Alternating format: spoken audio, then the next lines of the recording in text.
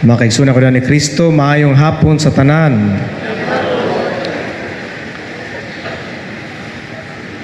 Sa timan ni mga igsoon, kini atong ebanghelyo reveals this dual nature of discipleship.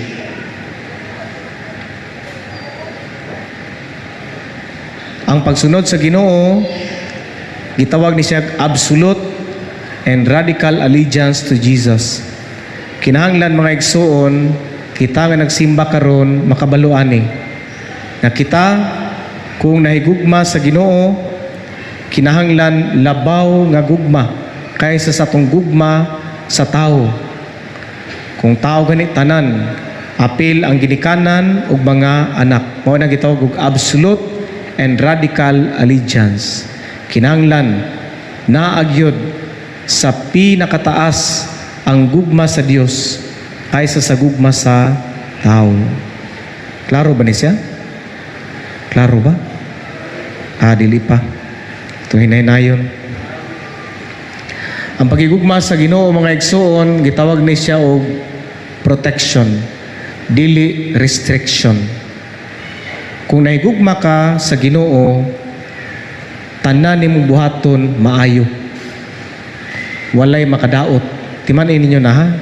Kung naigugma ka sa Ginoo, protected ang imong paghigugma sa imong inahan o sa imong amahan. Dili mo labaw apan magprotektar sa imong gugma sa imong ginikanan. Kay dili ka pwede nga magdumot sa imong ginikanan kunya nagtuo ka sa Ginoo. Mao nang kung naigugma ka sa Ginoo, protected ang imong gugma sa imong ginikanan. Kung nahigugma ka sa Ginoo mga igsoon, protected ang imong gugma sa imong mga anak. Dili ka pwede nga motalikod sa imong mga anak kung nagsimba ka sa Ginoo. Klaro? Amen?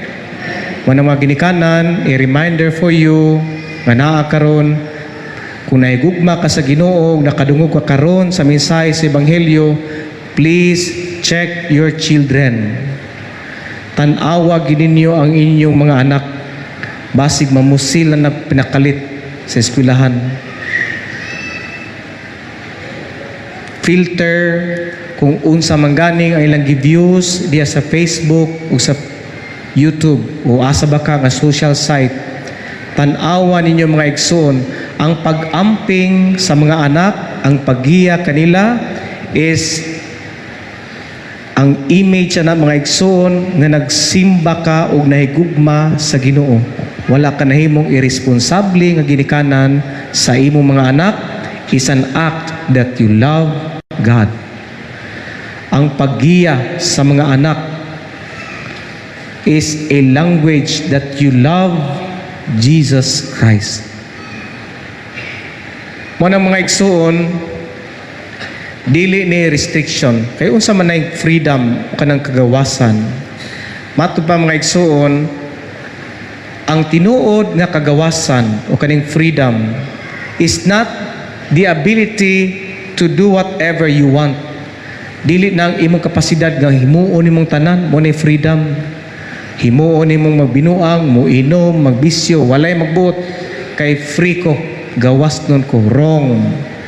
Ang tinuod nga freedom is the ability for you to do the right thing. Mao na freedom. Kanabang bisan pag gipasakitan ka o gibuli ka sa imong classmate, my dear students, o gi-look down ka sa imong mga silingan, and your response is to do good, that is true freedom. Timan-in ninyo niya mga Katoliko, ang tinuod nga freedom mao gyud ang pagbuhat sa unsay maayo at all times. Mao nay freedom. Ang paghimo og daotan, that is an imprisonment of sin, na priso ka sa sala. Manapanitan mo silingan ba? Libakira kayong dako, hilabtaan kayong dako, bisag wala ilabti, manghilabot yun. Kalami ra gyud laparuon. Lami laparuon dili. Ako moingon ko lami gyud laparuon. Pero ang imong pagpugong because you're here in the church, nisimba ka sa Ginoo, nahigugma ka sa Ginoo, that is true freedom. Kung imong laparoon, that is not freedom. Kay nakasala ka.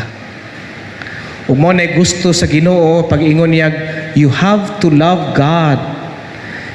Higugmaon ang Ginoo, labaw sa imong isikataw. Actually, mga igsoon, very particular kay ang Ginoo ni sa itong Ginoong Jesus. Ingon siya, ang naigugma sa iyang amahan o sa iyang inahan. Wala na siya yung naigugma sa iyang parents o sa ginikanan, amahan o inahan. O ang naigugma sa iyang mga anak nga labaw kanako, dili angay kanako, naisumpay ani. Ningon na itong Ginoong Kristo, ug kadtong mag-amping sa iya ang kinabuhi. But pasabot, ang naigugma sa iyang kaugalingon, ang priority, ang self, dili angay sa Ginoo. In short, dili malangit. So may example na mga igsoon, kanang maniguro ka sa imong kaugalingon. Example, mingon ka nga, maghimo kong pamilya, aron ini katigulang nako, na ay mag-asikaso nako. Wrong. Paghimong pamilya ug asikasuhan nimong pamilya kana dili self-centered. Maghimo kog pamilya aron malipay ko. Wrong. Maghimo kog pamilya ug lipayon nako sila. You are not self-centered. Ug imo nang himuon mga igsuon nga dili sentro ang imong self, ang Ginoo mohatag sa word. Ang term dinhi, gantihan ka gayud. Do na kay reward sa imong pagbutang sa Ginoo sa sentro sa imong kinabuhi. Dili ang pamilya ug dili ang kaugalingon, ang Ginoo. Ug siya magplastar sa tanan.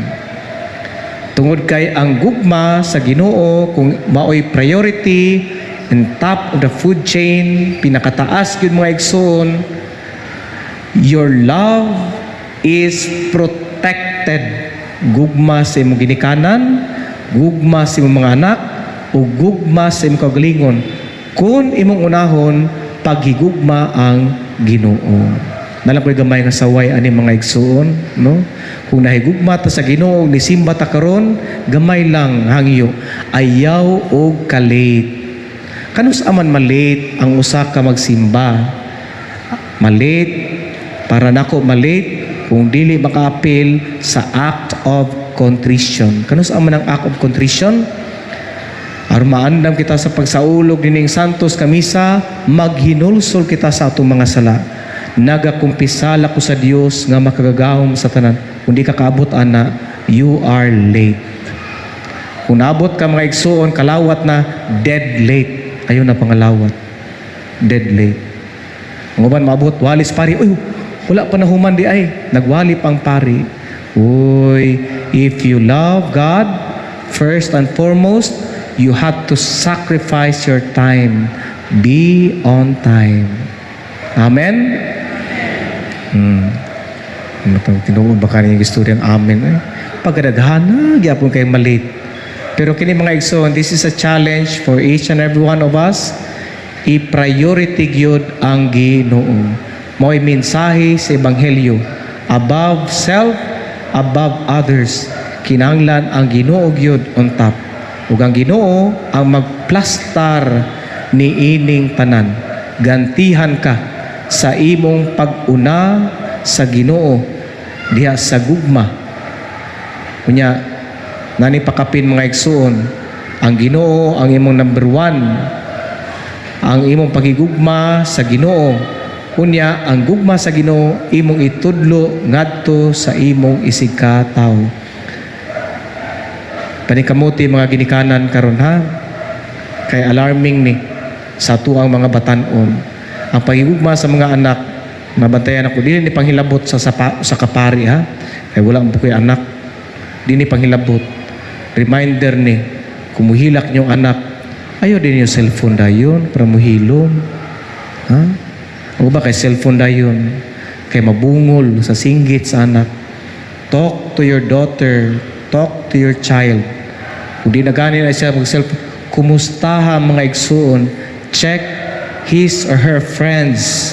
Tanawa mga igsuon kung siya nagiyahan ba nimo nga nahigugma siya sa Dios ug nahigugma sa iyang isig ka tao. Basig matingala na lang ka ug moingon ka, buutan man akong anak, wa ka kaila sa imong anak. Ano? Ang imong priority ang self.